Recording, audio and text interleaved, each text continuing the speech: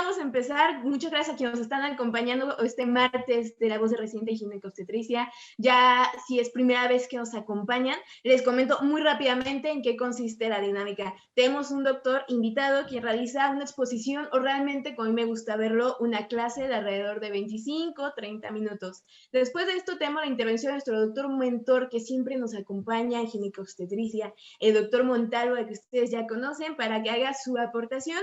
Igualmente tenemos la invitación de un mentor invitado, el doctor Acosta, a quien se va a estar presentando un poquito más adelante. Les recuerdo que el tipo de intervención que ellos tienen es para comentar, complementar, felicitar lo que vean necesario, ya que estas pláticas son con fines educativos y académicos. También les recuerdo a las personas que nos están viendo que si no nos pueden acompañar toda la clase en vivo, no se preocupen, nos pueden encontrar en la página de YouTube, solamente tecleen Medical Legal Center y van a encontrar la plática de la doctora Estefanía para que puedan estudiarla las veces que ustedes vean necesarias. También les recordamos que estamos en vivo por Facebook en la página de Yo Soy Médico 17, así que si usted llega a tener alguna duda, algún comentario o simplemente quiere mandar felicitaciones, que a mí me encanta que manden felicitaciones, hay que hacer una parte de preguntas y respuestas en caso de que usted nos esté viendo por vía Zoom, en caso de que nos esté viendo por vía Facebook, puede hacer una parte de comentarios para que al final de la clase se pueda contestar algunas preguntas. Pero bueno, como ustedes se darán cuenta, pues yo no soy a quien vienen a escuchar realmente esta noche. Les doy la voz a nuestra doctora invitada y a nuestra principal estrella de esta noche, con su licenciatura en médico general en la Universidad de Guanajuato, diplomado en endocrinología clínica, residente del segundo año de la especialidad de ginecología y obstetricia, la doctora Estefanía Rocha. Muchas gracias, doctora Estefanía, por acompañarnos. ¿Está lista para dar su presentación? Hola, buenas noches. Sí, muchas gracias. Cuando me indiquen, comenzamos. Muchas gracias, doctora Estefanía. Le dejo con el mejor público, que son los residentes de ginecobstetricia. Adelante. Muchas gracias. Bueno, pues vamos a empezar entonces con el video, con la clase. Vamos a ver diabetes gestacional. Nada más que me confirmen si sí cambia de diapositiva. Sí, si gusta cambiarle para decirle. Ay, espérame, es que... Dar en el clic nada más arriba o hacia el lado, Estefanía. Ajá, es que no... Ahí está. ¿Sí cambió? Sí, ya. Ok, muy bien. Perfecto. Entonces, como contenido, pues vamos a ver definición, fisiopatología, factores de riesgo, prevención, diagnóstico, seguimiento, manejo intraparto, vías de resolución, complicaciones y el seguimiento en el puerperio.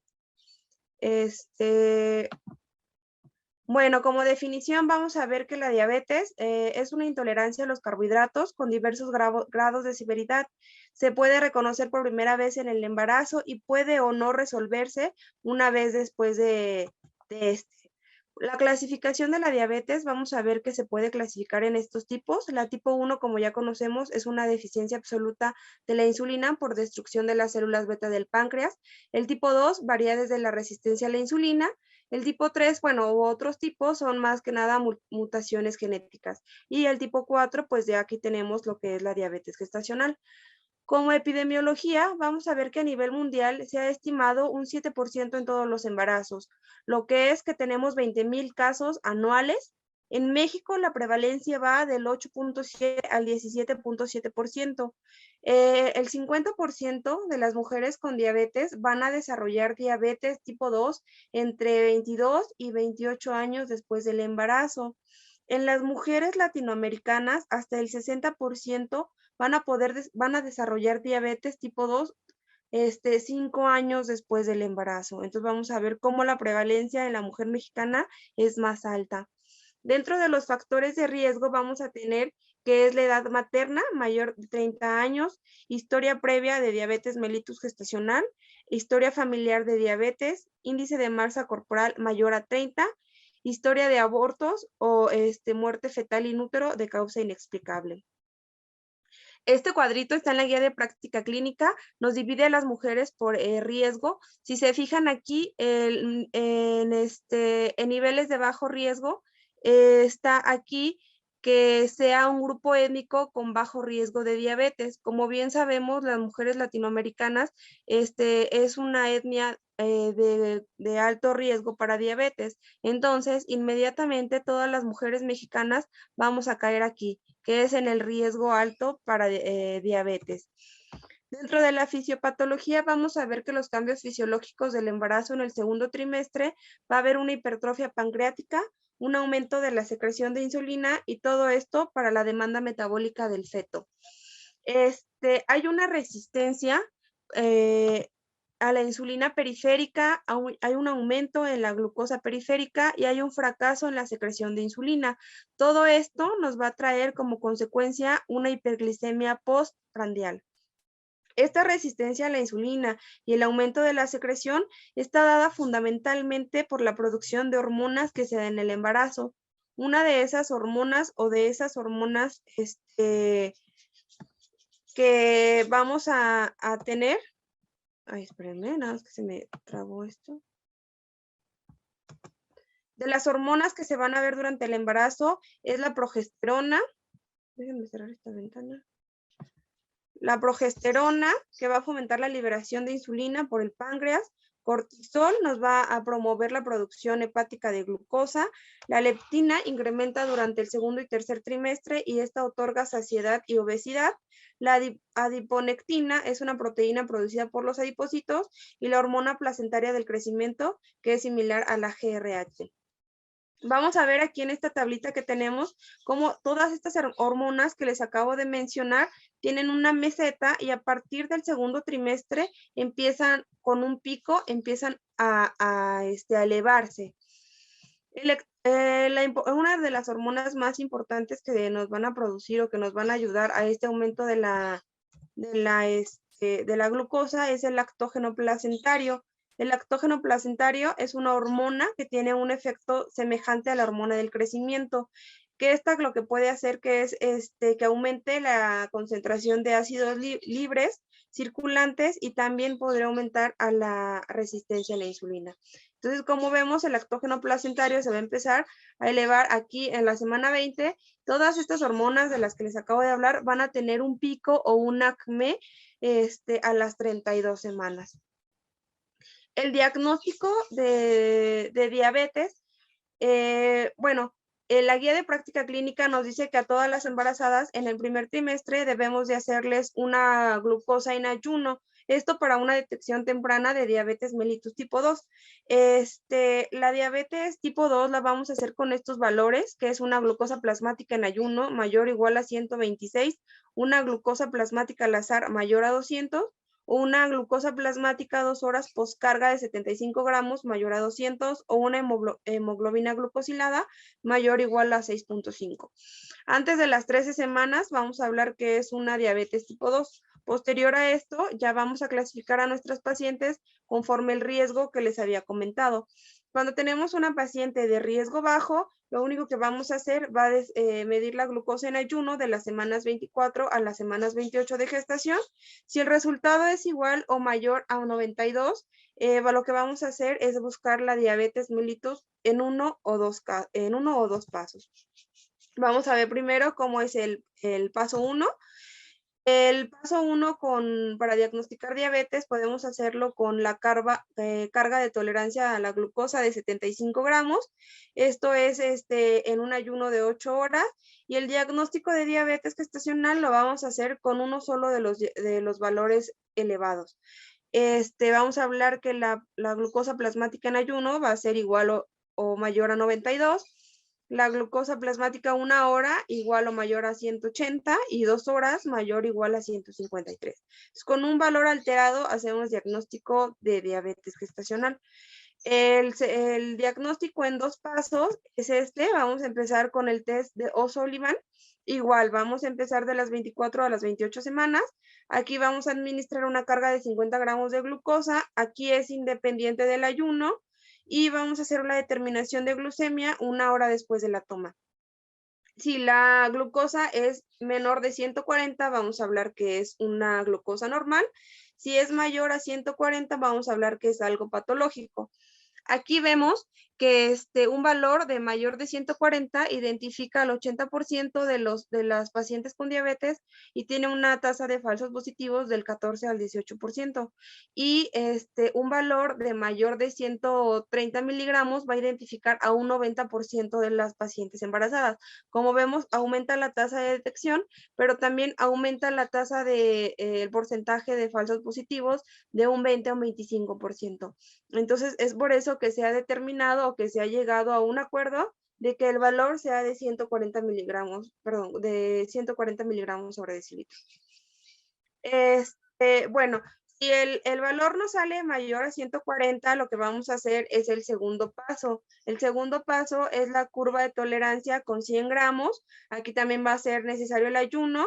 Vamos a medir aquí la glucosa en ayuno, 1 hora, 2 y 3 horas post carga. Y el diagnóstico de diabetes gestacional lo vamos a hacer con 2 valores elevados. Aquí vamos a ver que tenemos varios colegios y cada colegio tiene sus criterios o sus valores de referencia. Aquí vamos a tomar nosotros el que más se apegue a nuestra población o el que más se nos acomode a nuestro centro de trabajo. Pero como vemos, pues sí hay mucha diferencia del ayuno a 92 o acá al ayuno de 105. Entonces, pues de preferencia hay que utilizar para detectar más a la mayor población. Bueno, este es un cuadrito que resume todo lo que les he explicado. Aquí en la primera visita del control prenatal, acuérdense que antes de las 13 semanas lo que vamos a detectar es diabetes tipo 2 con la glucosa en ayuno mayor a 126 o una glucosa casual mayor a 200. Entonces aquí ya hacemos un diagnóstico de diabetes tipo 2. Si sale sospechosa mayor a 92 y menos de 126, lo que vamos a hacer es la curva de tolerancia y la hemoglobina glucosilada para hacer el diagnóstico igual de diabetes tipo 2. Si la glucosa en la primera consulta sale menor a 92, vamos a hacer la búsqueda intencional a las semanas 24 y semanas 28, que es el tamiz, y sin factores de riesgo, lo único que vamos a hacer es la glucosa en ayuno. Si sale menos de 92, pues ya acabamos ahí nuestro tamizaje. Si tiene factores de riesgo y la glucosa sale mayor a 92, pues vamos a realizar aquí el tamiz gestacional. Y como les dije, el tamiz negativo es menor a 140, positivo mayor a 140 y solicitar la carga de glucosa de 100 gramos y vamos a hacer el diagnóstico con 2 valores alterados. Bueno, una vez que tengamos a nuestra paciente ya con el diagnóstico de diabetes, la vamos a clasificar con esta clasificación de Priscilla White. Estos valores de arriba hablan de la diabetes tipo 2 y la de Priscilla White para diabetes gestacional es A1 y A2. A1 es diabetes gestacional controlada con dieta y la A2 es diabetes gestacional con tratamiento a base de insulina. El tratamiento, lo que vamos a empezar primero, pues son cambios en el estilo de vida. Vamos a empezar con la terapia nutricional. La terapia nutricional nos va a ayudar para lograr la normoglucemia, prevenir la cetosis e hipoglucemias, proporcionar un aumento de peso adecuado y vamos a darla o separarla por los carbohidratos que nos ocupen del 33 al 40% de las calorías y las proteínas 20% y las grasas el 40%. Entonces, vamos a ver que las pacientes que están tratadas con dieta, nos van a responder del 82 al 93%. Entonces, vemos que con la terapia nutricional, un gran porcentaje de estas pacientes van a responder o van a estar controladas. Esta tablita también está en la guía de práctica clínica. Aquí nos maneja cómo podemos dividir las recomendaciones dietéticas para el embarazo. Aquí, como les había dicho, ya los porcentajes de cada grupo de alimentos y también nos habla de los suplementos alimenticios como es el calcio y el hierro. También nos marca la guía que no se recomiendan dietas menores de 1500 kilocalorías al día. Es importante saber la ganancia de peso recomendada durante el embarazo. Aquí vamos a hablar que una paciente que esté embarazada va a tener permitido un aumento de peso dependiendo del índice de masa corporal que tenga en ese momento. Entonces, como vemos aquí en la tablita, cuando tenemos un bajo peso, la ganancia de peso recomendada es de 12 hasta 18 kilos, pero ya cuando hablamos de una obesidad con un índice de masa corporal mayor a 30, La ganancia de peso recomendada ya es desde 5 a 9 kilogramos, no más. Y dependiendo de esto, también vamos a hacer el cálculo de calorías, kilogramos al día. Otras de las medidas higiénico-dietéticas, pues vamos a hablar del ejercicio. Nos va a ayudar a incrementar la masa muscular, favorece el control glucémico, va incrementando la sensibilidad a la insulina, y como resultado de esto, la glucosa en ayuno y la postprandial pueden reducirse. 30 minutos de ejercicio aeróbico es lo que es recomendado, cuando menos 5 veces a la semana, o 150 minutos de ejercicio a la semana. Una vez que hayamos implementado el ejercicio y la alimentación y no hayamos tenido un adecuado control de la glucosa, vamos a empezar con el tratamiento farmacológico. Esto va a ser 2 semanas después que hayamos iniciado con la dieta y el ejercicio, o que los valores de glucosa en ayuno estén arriba de 95, que 1 hora postprandial mayor a 140 o 2 horas mayor a 120. Vamos a iniciar o podemos dar tratamiento con hipoglucemiantes orales, como lo es la metformina, que es un sensibilizador de la insulina, va a inhibir la gluconeogénesis y la liberación de glucosa hepática, incrementa el consumo de glucosa por el músculo y su efectividad va a variar desde un 53 hasta un 90%. Hay que recordar que la metformina es clasificación B de la FDA, y vamos a ver que está contraindicada en el deterioro de la función renal y hepática. Este cuadrito está indicado o para quién podemos dar el uso de la metformina en pacientes embarazadas, y vamos a ver aquí que hay unas especificaciones que podemos darle en pacientes que ya tienen antecedente con síndrome de ovario poliquístico, en pacientes que tienen falla la terapia médica nutricional, pacientes con índice de masa corporal mayor a 35 y glucosa en ayuno menor a 110, pero que no responde a tratamiento médico nutricional. La dosis recomendada es de 500 a 850 miligramos, dividirlo en tres tomas, y recordar que la dosis máxima es de 2 gramos al día. Del 26 y el 46% de las mujeres que tomaron metformina sola eventualmente requirieron insulina. Otro hipoglucemiante es la gliburida, es una sulfonilurea, aumenta la secreción de insulina y mejora la sensibilidad de insulina a los tejidos. Vamos a empezar de 2.5 a 20 miligramos al día, divididos en 2 dosis. Y de las pacientes del 4 al 16% van a requerir tratamiento con insulina. Hablamos que la gliburida es una clasificación C de la FDA.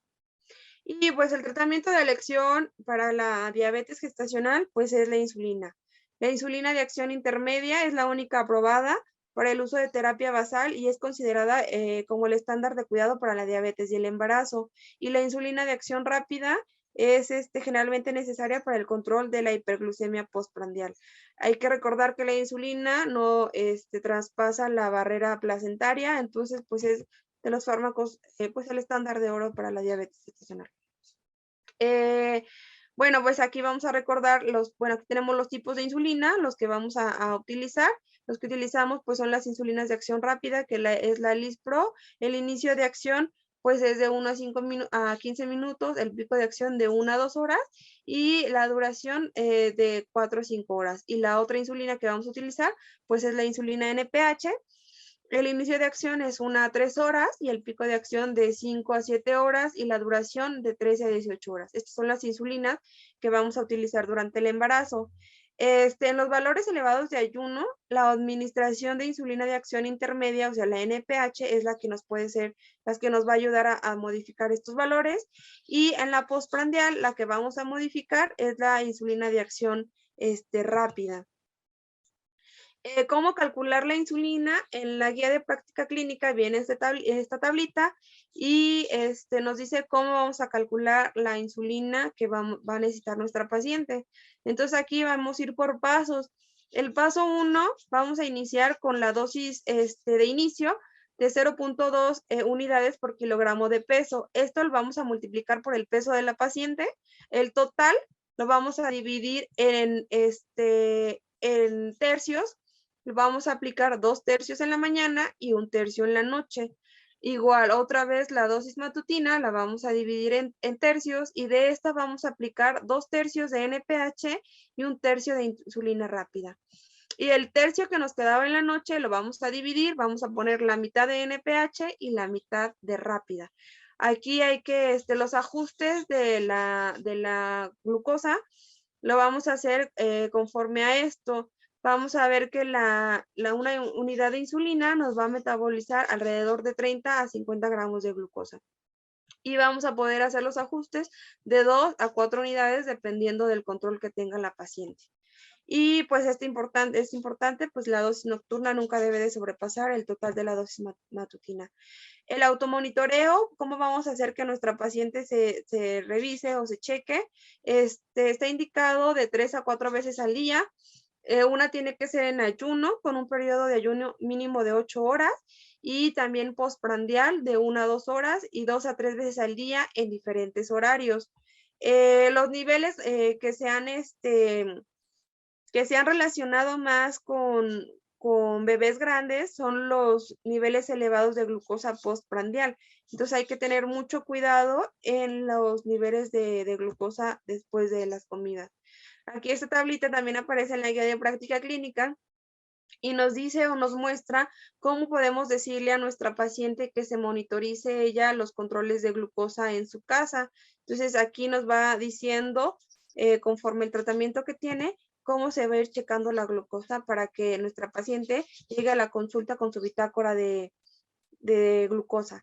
Las metas de tratamiento en la diabetes gestacional es una glucosa en ayuno menor a 95, 1 hora postprandial menor a 140, 2 horas postprandial menor a 120, una hemoglobina glucosilada menor a 6 y la glucosa antes de dormir en la madrugada de 60 miligramos. Cuando el crecimiento fetal está arriba del percentil 90, vamos a ser más estrictos con la glucosa. Esto quiere decir que vamos a decirle que la glucosa en ayuno debe de ser menor a 80 y menor a 110, 2 horas postprandial. ¿Cuál es mejor para saber cuál está para saber que está en metas de tratamiento nuestra paciente? Si 1 hora o 2 horas, pues se dice que es independiente, o sea, no puede haber una mejor, ya que la glucosa postprandial alcanza su punto máximo aproximadamente a los 90 minutos. Entonces podemos tomar la de 1 hora o 2 horas. Bueno, como vemos aquí, los riesgos de malformaciones conforme a los niveles de hemoglobina glucosilada, pues se ve que empiezan a aumentar. Cuando tenemos una hemoglobina glucosilada 5, como vemos, el riesgo absoluto de una anomalía congénita es del 2.2%. Conforme aumentan los valores de hemoglobina glucosilada, por ejemplo, aquí en 11, el porcentaje de una anomalía congénita aumenta hasta un 20%. De aquí la importancia de un adecuado control metabólico. Los criterios de hospitalización para nosotros tener a una paciente hospitalizada es una glucemia en ayuno mayor a 140 y o postprandial a la hora mayor a 180. Entonces, alguna sospecha de desarrollo de complicaciones como una cetoacidosis diabética o un estado hiperosmolar.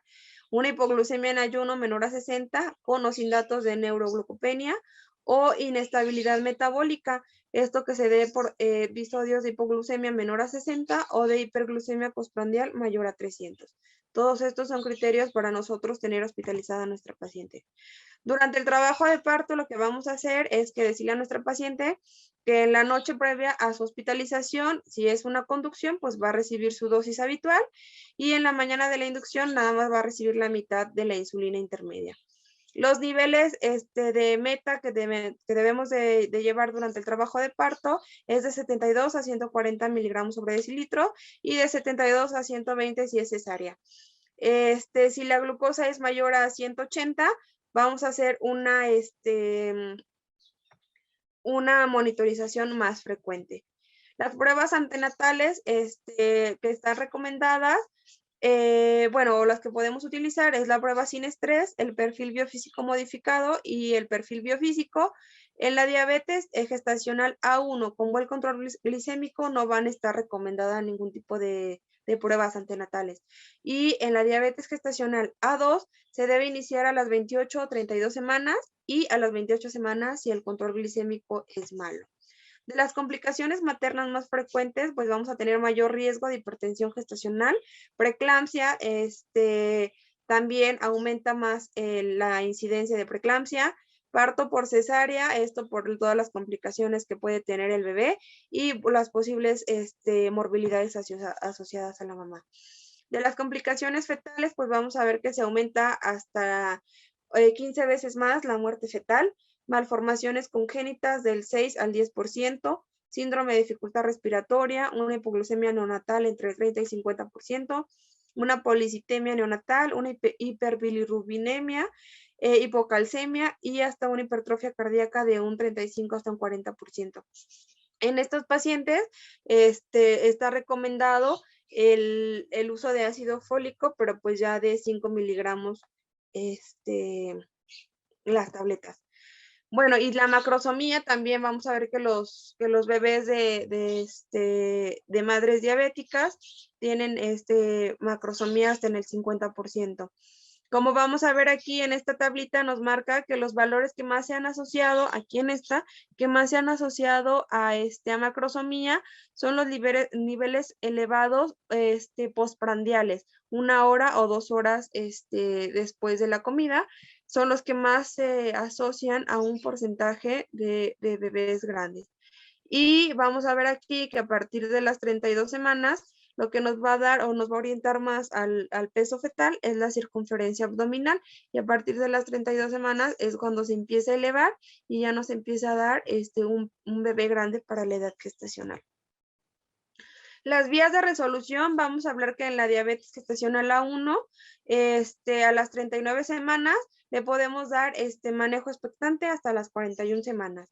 En la diabetes gestacional A2 se recomienda el parto entre las 39 y las 49 semanas, y ya con una diabetes mal controlada vamos a preferir el nacimiento de las 37 a las 39 semanas. Y pues aquí la guía de práctica clínica nos dice que si es un bebé que sospechamos que es mayor a 4 kilogramos, pues hay que hacer una cesárea. En el seguimiento del puerperio vamos a hacer una curva de tolerancia a la glucosa de 75 gramos, pasando 6 o 12 semanas posparto, y pues vamos a ver que si el valor alterado a las 2 horas es mayor a 200, vamos a hacer pues ya un diagnóstico de diabetes y pues vamos a referir a nuestra paciente para darle tratamiento ya de diabetes. Si sale alterada, pues vamos a decirle pues que cambie su estilo de vida, mejore su alimentación, mejore su ejercicio, cambios en el estilo de vida.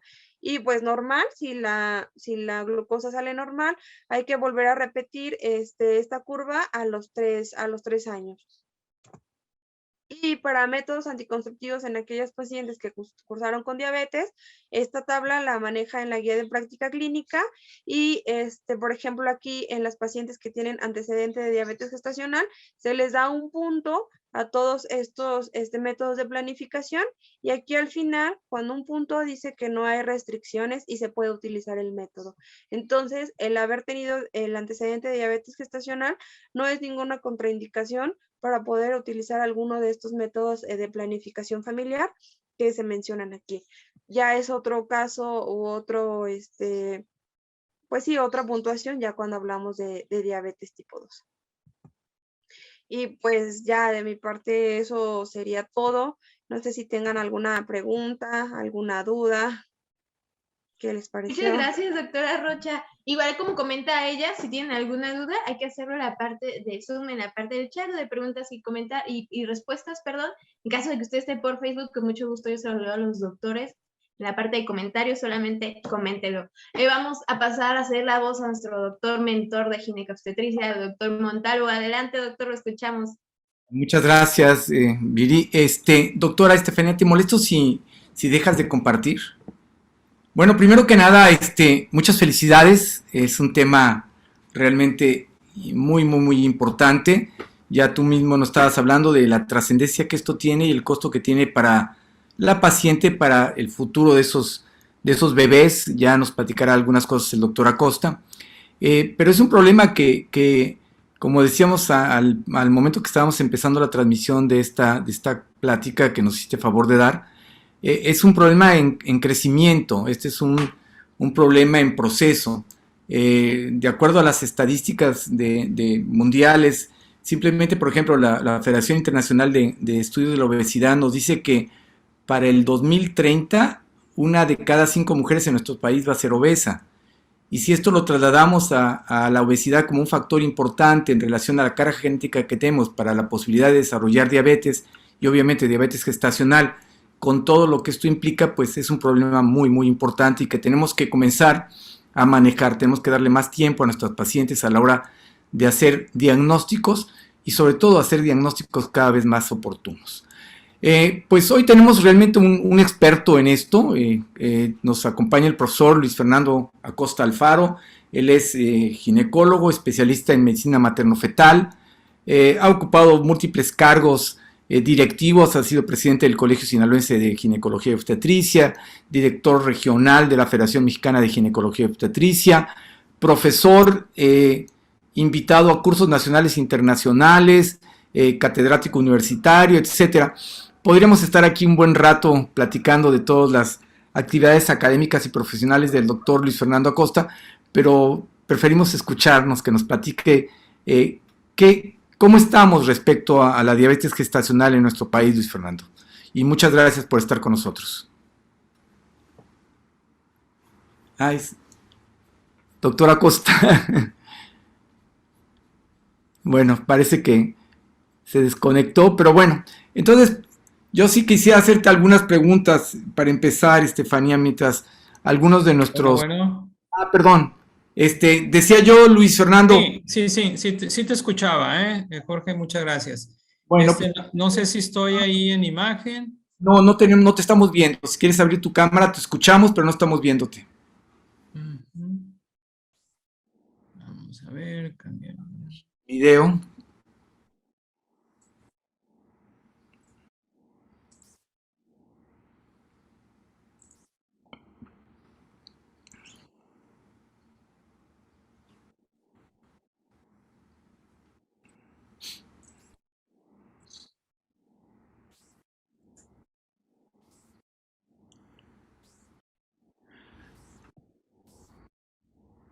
A ver, sigo sin.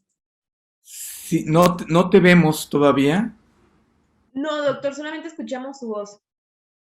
No sé si dónde está la camarita, que des el clic junto al micrófono. A ver. Sí. Porque ya estaban...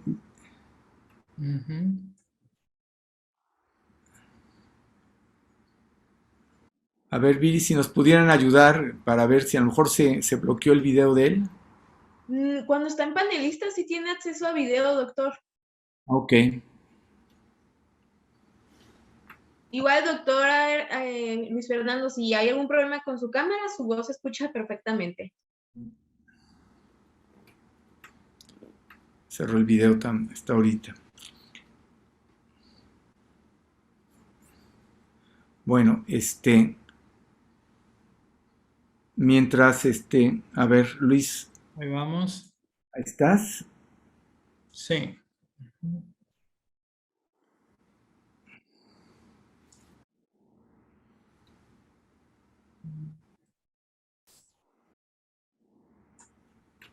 Sí, seguimos sin video, Luis.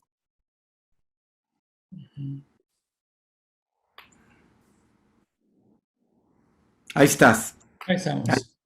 Ahí está. Bueno, muy bien. Pues buenas noches y muchas gracias por la invitación. Felicidades, doctora Estefanía Rocha Manríquez. Sin duda, los comentarios que has hecho y que la doctora revisó ampliamente el tema pegados a las guías, es un problema de salud pública a nivel mundial. Yo el mensaje quisiera, ya atinadamente decía la doctora que un control, un cambio de estilo saludable, que eso se escucha muy bonito, pero a la hora del día a día, de lo que la embarazada se levanta a desayunar, qué es lo que va a comprar, los ingredientes para su alimentación. Ahí empiezan los problemas, ¿no? Entonces yo creo que necesitamos hacer equipo. Mi mensaje es que solo no podemos, solo no, y no debemos, porque el abordaje es multidisciplinario. Y tenemos muchos especialistas que podemos echar mano, pero yo creo que de la mano del ginecólogo deberá ir el nutriólogo. Yo creo que es una pieza importante. Hay muchos nutriólogos, ahorita hay mucha gran oferta de nutriólogos, pero tenemos que ser muy, sobre todo si trabajamos en lo público, bueno, pues que esos nutriólogos, si es un hospital de ginecobstetricia, que estén bien empapaditos, sobre todo bien capacitados en lo que es los cambios normales de la mujer embarazada, y obviamente que hay muchos nutriólogos que están muy relacionados con este tema que es el embarazo y las complicaciones médicas. Entonces, creo que nosotros en nuestro escritorio podemos decir, mira, no refrescos, no azúcares, no harinas, pero nos quedamos muy cortos. Necesitamos, además de esa orientación, necesitamos que alguien, así como nosotros sabemos escuchar la frecuencia cardíaca, escuchar, hacer las mediciones de lo que nosotros sabemos como ginecólogos y hacer un seguimiento, bueno, el nutriólogo tendrá que hacer su papel. Entonces, a mí me ha dado muy buen resultado. En lo público teníamos nosotros en el área de perinatología nutriólogos ahí con nosotros, y a medida que pasaban o después de, pues luego la checaban, ¿no? Era como la aduana, ¿no? Pero igual ellos deberán ir a la consulta prenatal y a la consulta de nutrición. Es la única forma, como creo yo, que se puede mejorar. La paciente a veces nos dice, doctor, es que ya no subo de peso, pero estoy comiendo bien. Pues es que la traen cortita. Y bueno, nosotros también, otra cosa que podemos influir es hacer ejercicio. Hay mucha embarazada que nunca hace ejercicio. O sea, ni ponerse los tenis, ni caminar unos 15, 20 minutos. Entonces, yo creo que también, ahí sí nosotros podemos influir, ¿verdad? Dar un consejo de cómo actúa el ejercicio, ya lo decía la doctora, ¿verdad? Mejora la sensibilidad de la insulina, ¿verdad? Pero quiero, y la otra cosa que a veces necesitamos otra parte de herramienta, que es el equipo, que es el endocrinólogo. Hay casos difíciles, la diabetes gestacional leve, es decir, que se controla con dieta y cambio de estilo saludable, que quizá a lo mejor le damos un poquito de metformina y va mejorando, tiene la forma de monitorearse bioquímicamente a través de las glicemias capilares y la vemos bien, el bebé no está subiendo mucho, está en sus percentilas normales, no hay exceso de líquido. Entonces, a lo mejor podemos evitar o omitir la compañía del endocrinólogo. Pero hay casos que no, de plano son pacientes que llegan con polidramios, con pesos grandes para su edad gestacional, a lo mejor ya tienen una malformación congénita o tiene gran resistencia a la insulina, como la acantosis nigrans. Todos estos casos que sería el extremo y que vale la pena a lo mejor no solo metformina, sino a lo mejor unirse con insulina. Entonces, finalmente mi comentario es que no quedarnos solos. Parece ser que el trabajo en equipo es mucho mejor, más efectivo, ¿verdad? Siempre será que trabajar solos. Ese sería un comentario de inicio. Bueno, yo sí creo que es muy importante lo que tú estás tocando ahorita, Luis. Yo soy inconvencido de que el manejo de la paciente con diabetes, como casi todas las comorbilidades que se acompañan con esto, comenzando por el sobrepeso y la obesidad, son consultas de tiempo. Yo, como les digo a las pacientes, a veces sería muy fácil decirles, tiene que cuidar su peso, haga dieta, haga ejercicio, y me quedo contento porque cumplí, entre comillas, con mi obligación de decirle. Y la paciente me va a contestar, como la mayoría de las que contestan cuando realmente no las hemos involucrado en el problema, te dicen, sí, doctor, voy a tratar. y el voy a tratar quiere decir que probablemente no va a hacer absolutamente nada. Entonces yo sí creo que es bien importante. Respecto al equipo multidisciplinario, soy un convencido, hay que trabajar con un equipo de gentes, pero hay que checar, yo sí les sugeriría, hay que buscar gentes que sepan manejar embarazo. Hay nutriólogos que se dedican a bajar de peso o algún otro tipo de cosas y realmente no tienen la conciencia de cómo manejar a una paciente, y a veces nos sustituyen, por ejemplo, le quitan al paciente carbohidratos y le dan grasas para generar una respuesta calórica más adecuada, y eso va a tener repercusiones negativas en el desarrollo de la propia enfermedad y obviamente sobre el producto. Entonces hay que ver con quién estamos trabajando, y si no tienen la capacidad hay que capacitarlos. Creo que es muy importante. Yo creo que hay otra área, no sé qué opinen ustedes, tanto tú como Estefanía. Yo creo que estas pacientes a veces requieren mucho apoyo psicológico. Muchas de ellas son pacientes, como decíamos, ya gorditas, con una serie de situaciones que de por sí les genera estrés y les genera una serie de condiciones muy particulares. Entonces, nosotros hemos incorporado a nuestro equipo, no en todas las pacientes, obviamente, gracias a Dios, pero ya en varias, el apoyo psicológico, ¿no? Es decir, el hecho de que la paciente se sienta apoyada, que se sienta protegida, porque cuando tú le dices a una paciente que tiene sobrepeso y además que probablemente es diabética, aunque sea diabética gestacional, y aunque le digas que a lo mejor su diabetes va a terminar cuando termine el embarazo, o por lo menos el problema se va a reducir, y que tendrá que tener un seguimiento en los siguientes años para ver si no se vuelve diabética, automáticamente es una situación que le genera mucho estrés y que a veces las deprime, ¿no? Entonces no sé qué opinen ustedes al respecto de este tipo de situaciones o de intervenciones.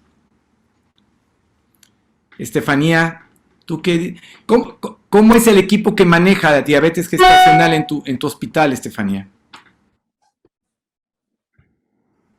Bueno, nosotros al momento de detectar a nuestra paciente con diabetes, hacemos el envío a nutrición, y sí, las valora nutrición, y pues creo que sí tienen un buen apego, pero así como comenta usted, sí tienen repercusión psicológica, sí, porque sí están como que muy tristes, están preocupadas, no saben cómo le va a ir a su bebé, piensan que es su culpa, en cierta parte también sienten como culpa. Entonces yo creo que sí sería importante, o sí valdría la pena que las valorara nutrición, psicología.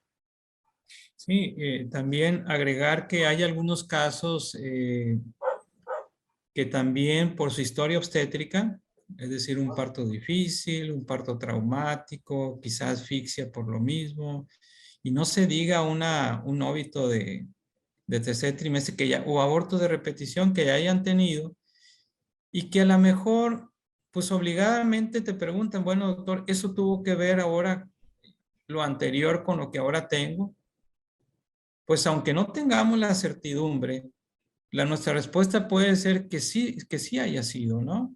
Y que a lo mejor sea una diabetes no conocida por ella y ahora sí diagnosticada en esta ocasión. Y ahí es cuando se aplican mucho, es decir, ahí se empeñan, ¿verdad? Por echarle todas las ganas, pero sí necesita, estoy muy de acuerdo con lo que dice el doctor, que sí vale la pena porque pues van sintiendo ese sentimiento de culpa de lo que ha pasado, quizá, ¿verdad? Una malformación congénita, por ejemplo, ¿no? Entonces, sí, totalmente de acuerdo. Doctor Jorge. Una pregunta también. Yo tengo la impresión de que realmente, como todas las cosas, tenemos que tratar de hacer diagnósticos oportunos y tratamientos, entre comillas, tal vez preventivos. ¿Qué tanto hay esto ahorita que decías tú, factores de antecedentes, factores genéticos en relación a la paciente que tiene carga genética positiva, es decir, diabetes por el lado paterno, materno, muchas veces por ambos lados, y que en un momento dado, por ejemplo, han sido pacientes que han cursado con ovario poliquístico? Estas pacientes, y estoy pensando en dos cosas y quisiera oír su opinión. Primero, el tratamiento. Empezamos con metforminas o como dicen algunas gentes, preferimos irnos a insulina en caso necesario, que obviamente son dos ámbitos diferentes. Pero la otra cosa, ¿qué tanto la importancia, y quiero llegar al tema de que el diagnóstico temprano nos pudiera reducir inclusive daño de lo que llamamos programación fetal. Es decir, estamos pensando en la mamá, pero ¿qué pasa entonces también con el bebé? ¿Qué tanto esto realmente estamos viendo o qué tanto seguimiento le estamos dando en nuestros diferentes centros a esos niños? ¿Cómo les está yendo? ¿Cuál es la visión que ustedes tienen o la experiencia que ustedes tienen, Luis, Estefanía? Bueno, en relación a la paciente con ovario poliquístico y que nos habla de resistencia a la insulina, a veces asociada o no con obesidad, con sobrepeso y obesidad, primero que nada, la recomendación es, siempre hubo un poquito de controversia si continuar durante el primer trimestre con la metformina o no. Ya hay una clara evidencia sobre anomalías congénitas a largo plazo y aparentemente pues sigue sonando metformina como un medicamento no teratogénico para animales y humanos, ¿verdad? Está en la categoría B de la FDA, ¿verdad? Y por algún momento sí se pensaba que pudiera suspenderse en el primer trimestre, eh, pero el primer trimestre la metformina parece ser que es segura, dado que el meollo o el mecanismo de acción por el que actúa la metformina va a ser sobre la actividad mitocondrial celular, la respiración celular de las células, y parece ser que el problema es que actúa a nivel celular, ¿sí? Con todas las mecanismos que ya nos explicó sobre la gluconeogénesis y todo esto, ¿verdad? Pero más bien en el segundo o tercer trimestre. Pero cuando se han expuesto niños expuestos de mamás con ovario poliquístico, lo que han visto que en la infancia, en los primeros 4, 6, 9 años, hay casos de mayor índice de masa corporal, niños que han tenido mayores somatometría, o sea, mayor tasa de obesidad, ¿no? Que los no expuestos a la metformina. Eh, entonces ahí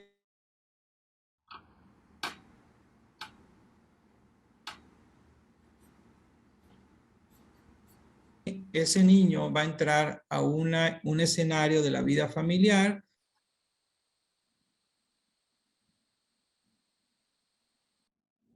va a entrar, o sea, entra otros factores asociados una vez que nace el bebé. Se ha demostrado que a corto plazo, es decir, los efectos que tiene, hablando de metformina, ¿sí? Sobre todo el momento de nacimiento son buenos, es decir, menos bebés grandotes, menos niños macrosómicos, menos ganancia de peso al nacimiento de la mamá, es decir, varios beneficios a corto plazo. El problema es a largo plazo, que es lo que se está viendo a futuro, ¿no? Eso es lo que yo pudiera comentar. Estefanía, respecto a la terminación del embarazo, tú nos decías algunas cosas. ¿Cómo lo manejan ustedes? Es decir, paciente, si no hay ninguna complicación, se va a trabajo de parto o lo inducen. ¿Cómo lo manejan o cuáles son los criterios? ¿Son criterios obstétricos exclusivamente para cesárea o tienen algunos otros elementos en relación a la atención de estas pacientes? Bueno, en los casos que me ha tocado ver, sí hemos seguido esos lineamientos y sí hemos tenido pacientes con diabetes gestacional muy descontroladas, con un índice de masa corporal muy elevado y sí, complicaciones ya incluso con criterios de hospitalización. Entonces ya lo que se ha preferido o lo que se ha hecho es resolución por vía abdominal. Ya no los dejamos por vía vaginal. Bueno, en algunos casos así es, y en algunos sí, sí se prefiere la vía vaginal, dependiendo del control metabólico que tengan las pacientes. Luis, ¿en qué momento? Sí, perdón. Sí, Luis. Sí, hay que recordar que la distosia de hombres pues es una es un escenario muy trágico, ¿no? Cuando nos ha pasado estar ahí en lo personal o asistiendo, ¿verdad? Es algo que nadie quisiéramos tener, ¿verdad? A pesar de las maniobras que pudiéramos estar haciendo, ¿verdad? Y bueno, no necesariamente tenemos que tener un bebé de más de 4 kilos, 4,5, para tener una distosia. Hombre, si hay una relación de la cintura, ¿verdad? De la cintura escapular, ¿verdad? No, y hay obesidad y a lo mejor no es una pelvis adecuada, entonces, de acuerdo que, y sobre todo si es una paciente mal controlada. Sí, bueno, lo que tú dices, sobre todo en las instituciones, más de una vez tuvimos que enfrentar este escenario que realmente es terrible porque en las maniobras en los libros, es decir, para la atención de la distosia de hombros son a veces muy bonitos de leer, pero muy difíciles de aplicar, ¿no? Entonces, sí es un escenario terrible. En relación a el manejo, ¿cuál sería en qué momento tenemos que hacer realmente los tamices? Porque el otro día discutía yo con algunas gentes, ya nos decía Estefanía algunas cosas, pero dada la situación de nuestros pacientes, antecedentes de diabetes en muchos de ellos, y creo que es bien importante lo que tú decías hace rato, Luis Fernando, de una historia clínica, es decir, realmente sentarse y ahondar en cuáles son los antecedentes, las condiciones, hablar de los antecedentes perinatales de estas pacientes, etcétera, etcétera. Entonces, ¿en qué momento hacer, no? Hay algunos lugares donde estaba yo leyendo y discutiendo. Generalmente yo pensaba siempre en las 24 o 28 semanas como forma de hacer tamices, aunque algunas gentes ya están, dadas las condiciones de nuestra población en general, están hablando de tamices desde el primer trimestre.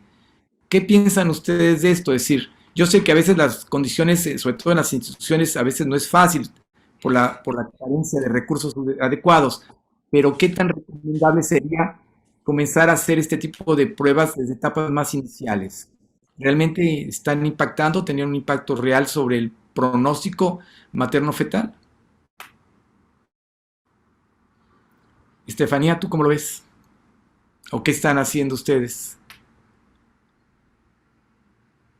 Pues yo creo que hacerlo en una etapa temprana, cosa el primer trimestre, pues ya no sería como quien dice un tamiz, sino sería más que nada una búsqueda intencionada de un diagnóstico ya de diabetes tipo 2. Entonces, dice que sí hay un tamiz temprano para pacientes con factores de riesgo, con una glucosa elevada en ayuno. Entonces, ya si esa glucosa elevada, más bien si esa glucosa en ayuno no sale elevada, entonces sí ya irnos a una búsqueda intencionada de diabetes gestacional. Pero yo siento que en el primer trimestre, pues hablaríamos mal de una diabetes tipo 2 no diagnosticada. Bueno, no sé, eso creo yo. Luis Fernando, podríamos estar hablando de pacientes consideradas como prediabéticas en esa etapa y entonces hacer lo que nos estaba comentando ahorita Estefanía. ¿Tú cómo lo ves? Perdón, Jorge, me salió un poquito de cámara. No, si me pudiera repetir, perdón. De las pacientes que en un momento dado tienen factores de riesgo, como bien decía Estefanía, en relación pacientes con sobrepeso, obesidad, pacientes con antecedentes familiares de diabetes, es decir, factores de riesgo genético de diabetes, pacientes con antecedentes perinatales de a lo mejor de pérdidas no diagnosticadas o ya sea partos prematuros o óbitos durante la gestación, en cualquier momento del embarazo, hacer pruebas ella decía, no de tamizaje, sino de búsqueda, porque esto cada vez parece ser un factor más importante, sobre todo para tratar de identificar, porque tú nos decías, hablabas de la metformina y algunos estudios, cada vez más estudios más serios, hablan de que el manejo de la metformina en etapa inicial sí tiene modifica el pronóstico de la gestación. Entonces, ¿tú qué piensas al respecto de esto? ¿Cómo lo están manejando ustedes en el centro de medicina fetal de Culiacán, etcétera, en los hospitales? Sí, ya decía la doctora que al inicio del embarazo, creo que cuando la paciente acude con la sospecha o con el diagnóstico de la prueba y que nosotros lo confirmamos bajo la ecografía. Creo que de entrada, yo creo que sea de bajo o de alto riesgo, pues debemos de pedir dentro del perfil prenatal para las antenas para decir, a ver, ¿cómo está nuestra glicemia? Ya lo decía la doctora Estefanía muy bien, ¿verdad? Cuando es, bueno, pues los rangos, ¿no? Abajo de 92, entre 92 y 126, ¿verdad? Y no se diga más de 126, volver a repetir a ver si estamos ante una diabetes una diabetes ya preestablecida, una de tipo 2. Y bueno, pero cuando no es así y tenemos una glicemia abajo de 95, yo creo que podemos, y si hay factores de riesgo como es el punto, ¿verdad? Yo creo que podemos irnos a pedirle una prueba, puede ser una prueba de carga, una carga de 50 gramos, ¿verdad? Y ver cómo está. Ahora, también es válido también por la población de alto riesgo que tenemos hacerle una prueba, pero ya diagnóstica, ¿no? Es decir, ya la prueba de sobrecarga con 75 gramos y ver en ayunas y a las 2 horas, ¿no? Que esa también sería la otra situación. En dado caso que saliera negativo, bueno, pues esperar el otro periodo donde hay mayor resistencia a la insulina, ya lo decía la doctora, 24, 28 semanas. Yo quisiera comentar, agregando un poquito, muchas veces la paciente, porque es algo que les digo yo, que a veces en 24 o 28 semanas la prueba sale negativa, la señora le decimos que no hay diabetes y de ahí enseguida la paciente empieza a comer, o sea, empieza a relajarse porque ya le dijeron que no tiene diabetes, que está muy bien, aunque tenga un poquito de sobrepeso. Y resulta que vamos viendo en el control prenatal que ese bebé pues está creciendo más, quizá puede asomarse un poquito de aumento de líquido amniótico y todavía pudiéramos hacer una segunda prueba de tolerancia hasta las 30, 33 semanas, en dado caso que sospechemos. Entonces, el hecho de que esté negativo, que salga la prueba de tolerancia de 75 gramos negativa a las 24 o 28 semanas, no descarta que pudiera después de tener una intolerancia a los carbohidratos. Sí, esto es bien importante. Es muy común que las pacientes lleguen y les dices, a ver, vamos a ver cómo está tu glucosa. Y te llegan con glucosas de 98, 100, 105 y te dicen, no, doctor, es que aquí dice 110. Dice normal hasta 110 o normal hasta 100. Y en función, desafortunadamente, a veces el mismo médico se queda con la idea de que, total, pues, ¿qué tanto son 10 más, 10 puntos más que los 95 que en un momento dado consideramos? Entonces, yo creo que esto es bien importante. Nos pasa un poquito con los pacientes cuando le dices, tú es un paciente que es prediabético, automáticamente es licencia para matar, como diría James Bond, ¿no? Es decir, automáticamente, como me dijeron que soy prediabético, no soy diabético. Y entonces, pues véngase tu reino y órale, vamos, China libre, ¿no? ¿Qué pasa con los pacientes de más riesgo? Es decir, la paciente adolescente y la paciente ya más grande. ¿Les dan manejo diferente? ¿Es lo mismo de acuerdo a los criterios? ¿Cómo lo hacen ustedes, Estefanía? ¿Tienen clínicas o áreas especiales para estos grupos etarios que sabemos que tienen mayores riesgos? ¿O es un manejo en común en todos? Sí, les damos el mismo manejo, el mismo manejo a las pacientes con diagnóstico de diabetes, pues su tratamiento, su seguimiento y sí, pues no hay como, bueno, nosotros realmente no hacemos algo diferente por la edad. ¿No tienen áreas de, por ejemplo, atención, por ejemplo, especial para adolescente en relación, una clínica de adolescentes No tenemos. en adolescente? Ok. Tú, esto, Sí, allá en el sí, Hospital de la Mujer, ahí en Culiacán, sí hay un área, una consulta del adolescente. Percibo y sin meterme mucho a las cifras que el índice de sobrepeso y obesidad es menor pues que las pacientes que andan ya de los 35 años en adelante, ¿no? Y además las comorbilidades en ese tipo de pacientes allá en la otra edad, ¿verdad? Pues hay hipertensión, algún problema de hipotiroidismo, ¿no? Entonces sí, quizá el manejo nutricional debe ser más estricto, ¿no? Porque ya traen una carga ya de obesidad de 10, 15, 20 años, ¿no? Con una historia familiar pero percibo yo, digo, porque sí vemos en el área de perinatología, la célula vigilante.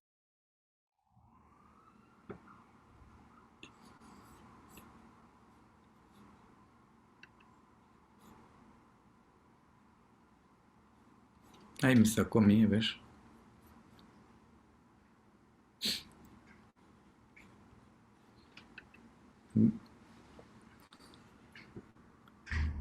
Bien. Digo, decía pues que las pacientes jóvenes que van a vigilancia fetal habitualmente pues son más fáciles, son diabetes gestacionales de mejor control, ¿verdad? Sí, a veces hay cierta polémica en el psicoemocional también, ¿verdad? Son mujeres que su embarazo vino y no estaban preparadas, son mujeres solteras, sí traen otra problemática, ¿no? Todo esto porque en el Congreso del año pasado de la Sociedad Internacional de Obesidad, ellos hablan de cifras que son alarmantes, ¿no? Están hablando que en nuestro país pudiéramos tener que para el 2030 el 45, casi 46% de la población menor de 20 años pueda tener problemas de sobrepeso o obesidad, lo cual es terrible. Es decir, tenemos que comenzar a hacer desde ahorita cosas muy importantes porque si no va a ser una verdadera epidemia, ¿no? Así como ahorita estamos sufriendo con lo de COVID, vamos a tener una verdadera epidemia de complicaciones y comorbilidades asociadas a esto, ¿no? Bueno, pues se nos está terminando ya el tiempo y yo pues agradeciéndole a ambos, Estefanía, Luis Fernando, por el hecho de haber tomado unos minutos de su muy valioso tiempo y que nos hayan brindado la oportunidad de platicarnos sobre este tema que podemos estar no hoy, sino todos los días platicándolo durante varias semanas para tratar de ahondar y tratar de buscar respuestas y soluciones adecuadas para nuestros pacientes, sus familias, además por el costo que esto significa personal, familiar y económico, ¿no? De todas estas pacientes y las complicaciones que traen asociadas.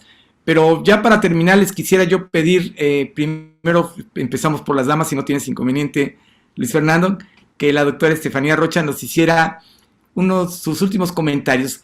Si tuviéramos, como dicen los americanos, que nos tuvieras que dar los highlights de lo que nos platicaste el día de hoy, estas perlas de conocimiento, ¿cuáles serían los 3 puntos, pudiéramos decir, que a ti te gustaría que nos quedáramos todos como factor importante de todo lo que nos platicaste el día de hoy?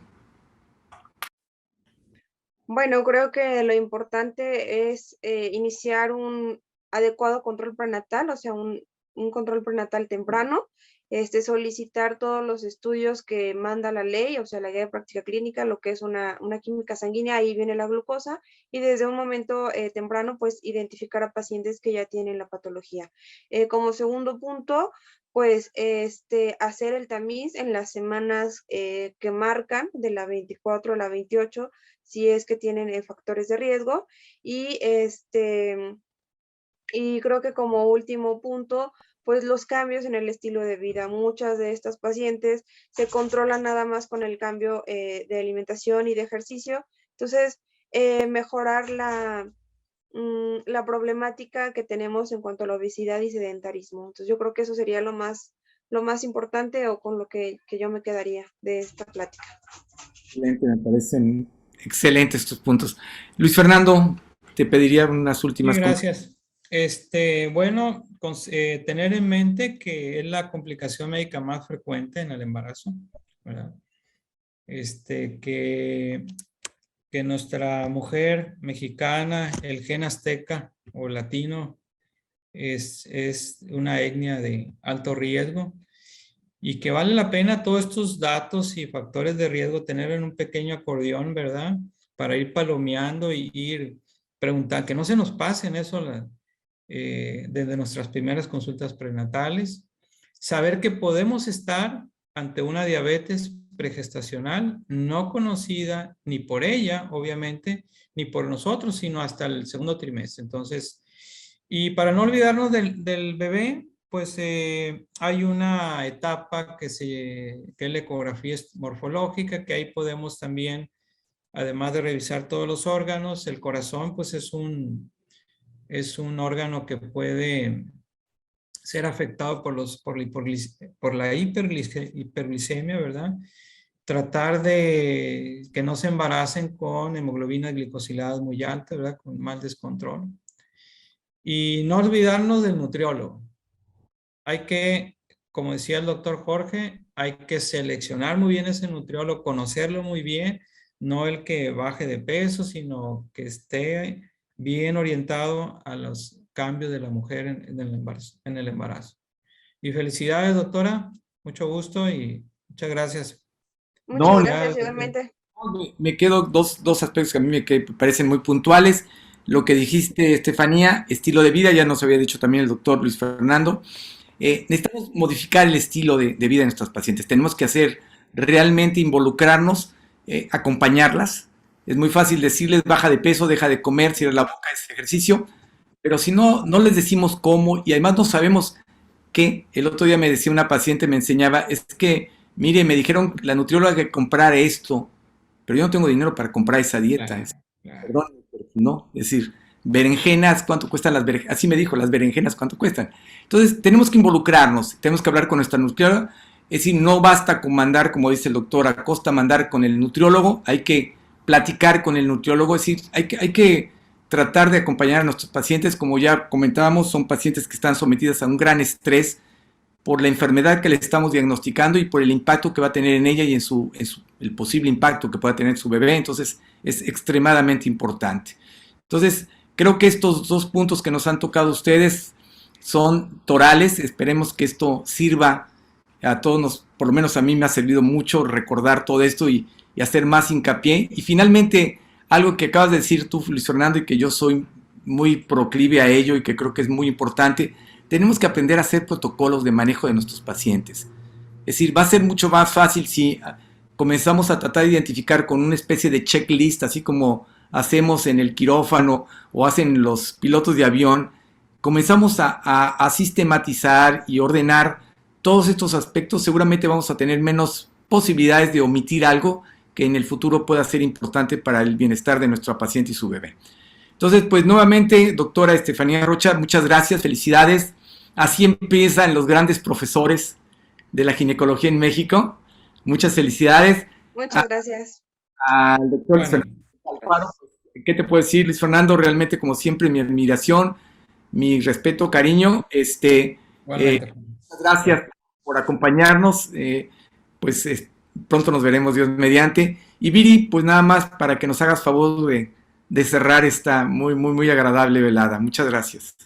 Muchas gracias, doctor Montalvo. Como comentaba el doctor, si ustedes quieren volver a revivir la plática de la doctora y los comentarios de los doctores, no se preocupen, hay que buscar la página de YouTube de Medical Legal Center, ahí lo van a encontrar para que puedan revivirlo y estudiarlo las veces que vean necesario. Si la quieren buscar por Facebook, se queda guardado los en vivo en la página de Yo Soy Médico 17. También me gustaría recordarles que ahorita vamos a estar teniendo la voz de residente en ginecobstetricia cada 2 semanas, para que estén al pendiente con los siguientes nuevos residentes de la voz y siempre con el acompañamiento de nuestro doctor mentor de base, siempre la voz del doctor Montalvo.